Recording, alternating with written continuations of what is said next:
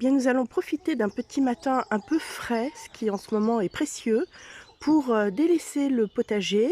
Et je vais vous montrer aujourd'hui l'à côté, c'est-à-dire mon jardin d'agrément, et vous parler un petit peu de nos projets au sujet de notre jardin.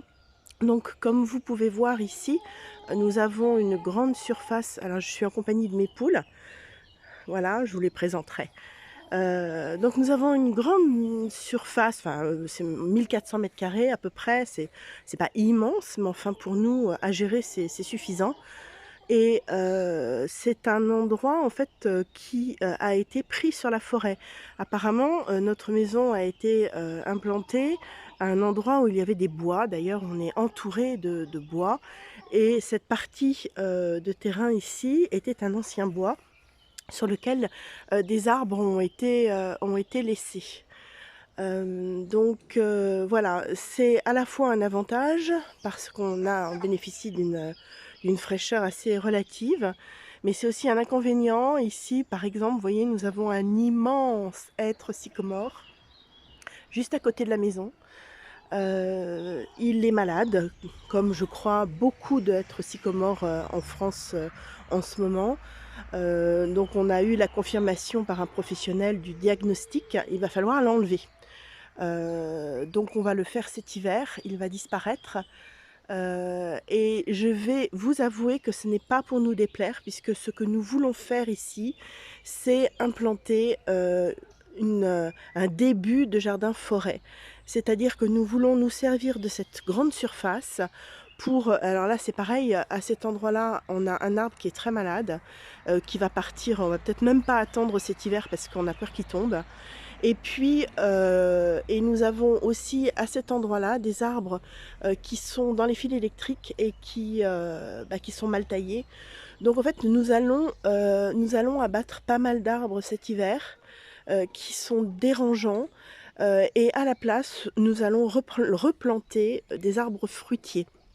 Alors, je vais pour cela m'inspirer, bien sûr, de la modélisation, qui a été faite il y a quelques années par, Le Bec et Loin, qui effectivement, est très intéressante et qui nous a décidé à implanter justement un espèce de petit verger, jardin comestible avec, des arbres à coque. On va peut-être mettre un noyer, alors des noisetiers, j'en ai déjà, et puis surtout des arbres, fruitiers à basse tige, comme les pommes, les poires, les cerisiers, les pêchers, tout ça, ça peut tout à fait se planter ici.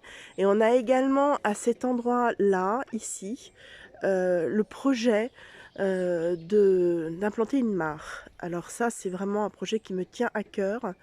Et je recherche quelqu'un avec une pelle qui puisse me donner un coup de main pour le faire, parce que je vous avoue franchement que j'avais essayé de commencer à la pioche et je me suis fait très mal au bras.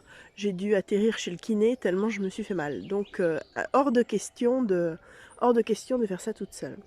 Donc c'est un projet qui va prendre bien sûr plusieurs années. On va commencer petit à petit, mais c'est un projet que nous sommes en train de designer et je vous avoue que je suis vraiment très très enthousiaste.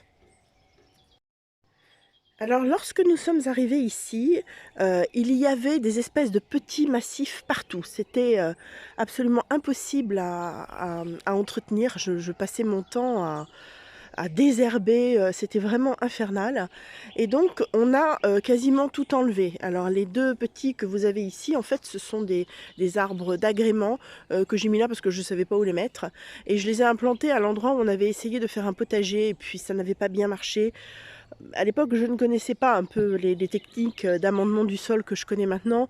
Peut-être que si j'avais démarré par enrichir mon sol, ça aurait mieux marché. Mais en tout cas, là, en attendant, on a mis des arbres d'agrément que j'aime bien. D'ailleurs, ils sont très bons. Donc, on verra plus tard ce qu'on en fait, je ne sais pas. Mais cette partie-ci, en fait, du jardin, c'était un petit peu mon casse-tête parce que je n'arrivais absolument pas à faire quelque chose de bien. C'est une partie, en fait, qui avait dû être paysagée pour la vente de la maison.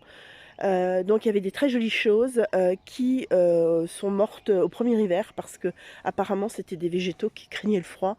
Donc c'était très très malin et voilà. Donc j'ai mis des années à essayer de faire quelque chose et puis là, j'ai arrêté de me casser la tête, je vous dis franchement, je remplis avec ce que j'ai sous la main et je dois avouer que, l'effet est assez sympathique.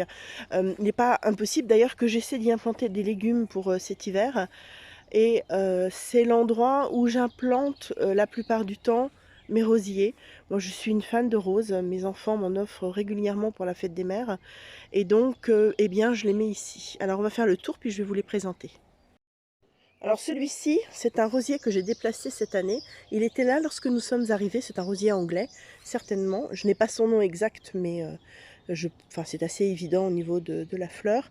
Il sent divinement bon, c'est vraiment extraordinaire.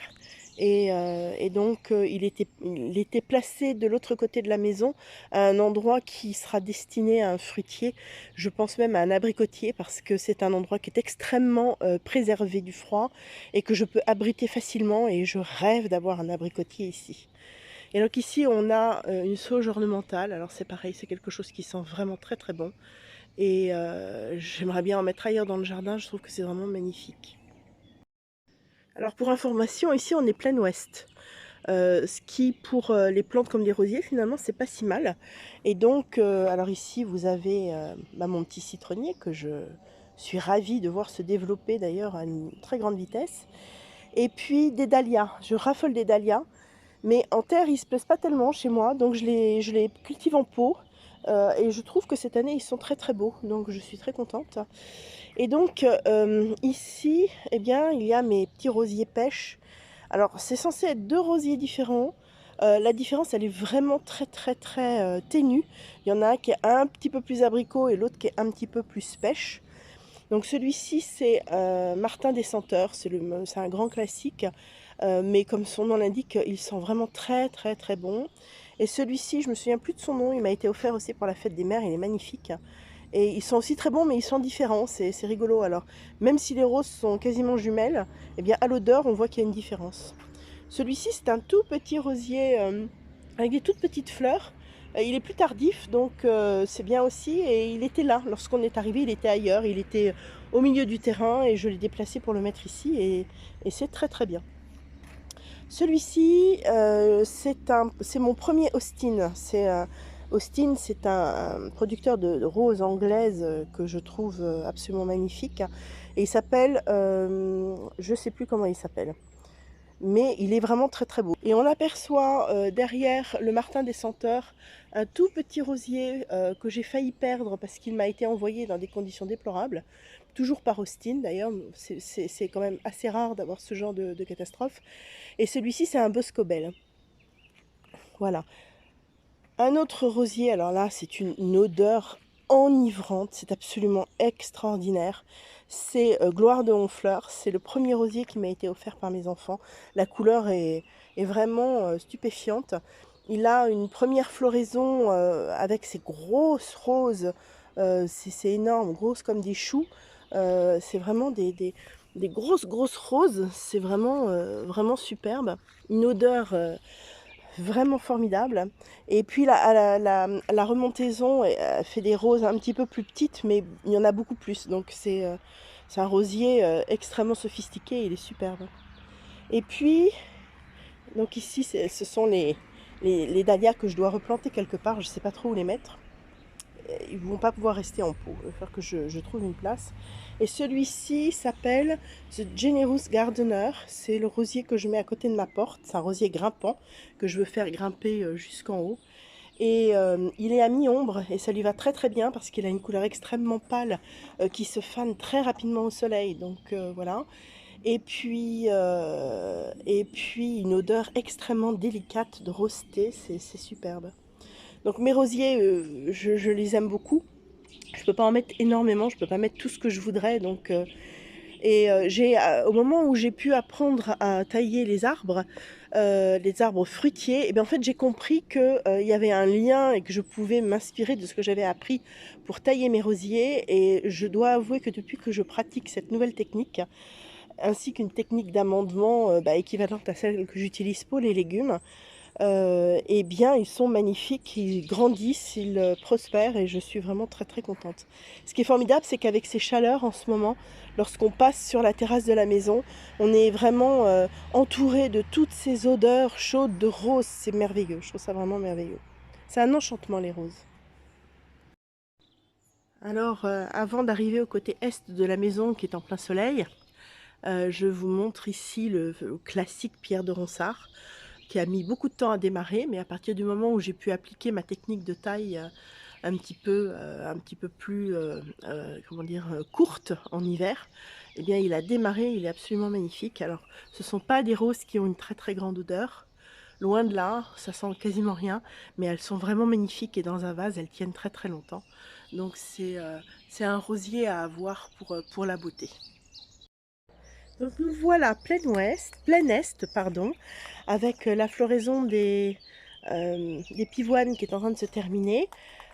Ici c'est un massif, c'est pareil, qui m'a bien donné du fil à retordre. Et je suis assez contente parce que maintenant il s'autogère. Et c'est vraiment ce que je souhaite faire de l'autre côté aussi, à savoir juste intervenir de temps en temps pour enlever les mauvaises herbes.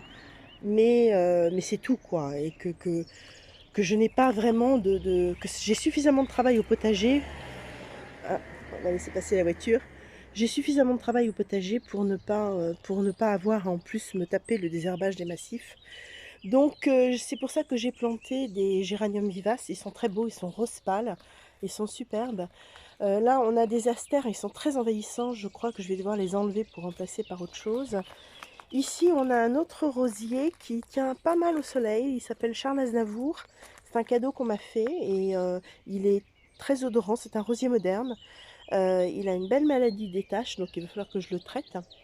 Et donc voilà, je mets des géraniums vivaces partout et cet endroit-là, je ne m'en occupe, je ne m'en occupe plus beaucoup. Voilà, donc j'ai mis des géraniums partout et comme ça, je n'ai pas besoin de m'en occuper. Là, derrière, on a des phlox et puis ici, on a une floraison d'iris qui est terminée et qu'il faut que j'enlève. Mais c'est la première fois que tous mes iris fleurissent comme ça. Je les avais mis il y a 2 ans et en fait, ils vont pouvoir se développer et occuper cette place et faire barrage aux lierres qui arrivent par derrière. C'est la partie du jardin qu'on laisse sauvage, mais j'ai beaucoup de lierre et donc voilà, le fait d'avoir ces iris là, j'ai l'impression que ça fait un petit peu barrage aux lierres. Voilà, donc je vais terminer sur la floraison de ce magnifique pavot qui vraiment qui est une plante spontanée. Je ne l'ai pas plantée. J'ai refait toute cette partie cet hiver parce que c'était beaucoup trop grand. Je voulais qu'on mette un arbre fruitier et donc j'ai remis, c'est pareil, des plantes dont je ne vais pas avoir besoin de m'occuper. J'ai remis des astères, les iris. J'aime beaucoup les iris. Et puis il y a également d'autres fleurs comme ça qui vont arriver petit à petit. Mais ce pavot-là, je ne l'ai pas planté et il est absolument sublime. Je ne suis pas une grande fan du rouge dans le jardin. C'est vraiment pas la couleur de fleurs que je préfère, mais là je dois quand même avouer que c'est superbe. Très printanier, très agréable et mellifère. Et ça fait la joie de toute la famille, donc je le laisse. Et voilà, je trouve ça très, très amusant. Voilà, bah écoutez, on a fait un petit tour de mon jardin d'agrément qui va petit à petit s'enrichir et qui nous donne de grandes joies, tant visuelles qu'olfactives. Et puis, bah, je vous donnerai rendez-vous pour suivre petit à petit ce projet de petit jardin forêt avec implantation de plein de plantes comestibles dans la grande partie du jardin. À très bientôt!